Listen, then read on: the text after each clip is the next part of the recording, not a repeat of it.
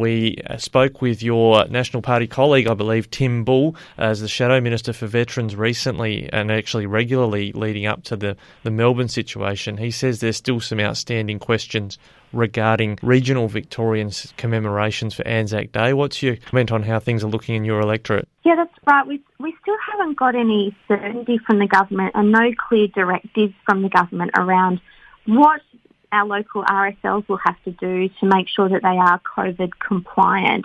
We're less than a month to go, and there's still that lack of clarity, and it's really quite hard for our local RSLs to work around that when they don't know what they're working to. They're more than happy to be COVID compliant, to put whatever necessary restrictions or guides in place that would make sure their service was compatible with whatever the directives are, but we're just not hearing that from the government at this stage. And unfortunately, a few RSL services have had to be cancelled.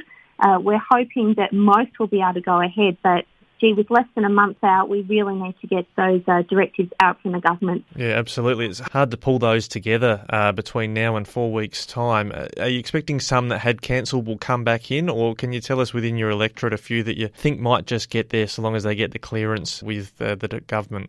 There are some that are just being quite bold and saying, we don't really mind what is going to happen. We're going to have our ANZAC Day service no matter what. And that's probably the position most have been in my electorate of just pushing on with it. But there are others who haven't formalised any arrangements yet because they're waiting for the directives. So in my electorate, rather than being actually outright cancelled, it's just kind of creating a lot of confusion and putting pressure on the RSLs because they still want to go ahead, but it may not be the full ceremony that they would otherwise like to have and would have had in previous years. Yeah, it'd be good to keep people updated about that because naturally we'd like to encourage people to take part if they've been able to organise a commemoration of some sort that is COVID compliant.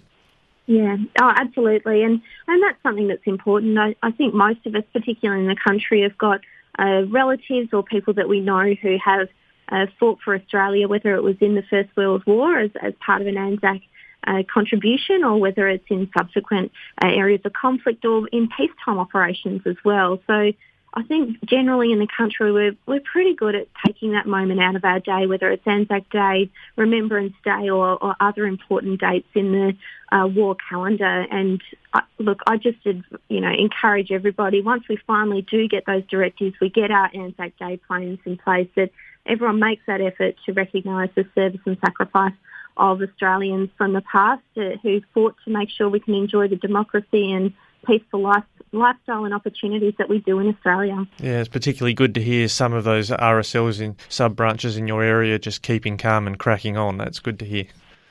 Yeah, we've got fantastic local RSLs, and there are people who just absolutely will not let that ANZAC spirit and ANZAC flame die off, and they would do whatever would be necessary to make sure that those that were lost are never, ever forgotten.